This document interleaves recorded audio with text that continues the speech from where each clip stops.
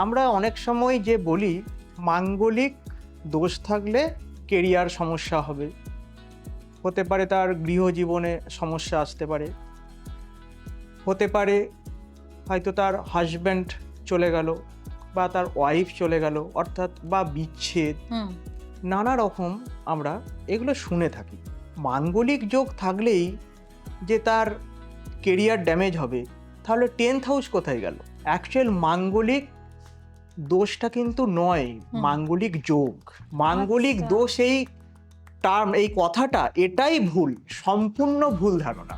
আমরা মাঙ্গলিক কোথায় কথাটা শুনে থাকি, আমরা বলি মঙ্গল সূচক, মঙ্গল সূচক। আমরা বলি না যে আমাদের বাড়িতে একটা মাঙ্গলিক ক্রিয়াকর্ম আছে, আমাদের একটা মাঙ্গলিক কর্ম হচ্ছে বাড়িতে, অর্থাৎ শুভ কর্ম। ঠিক। তাহলে এই শুভটা কি করে অশুভ হয়ে গেল, এটাই আমি বুঝতে পারি না।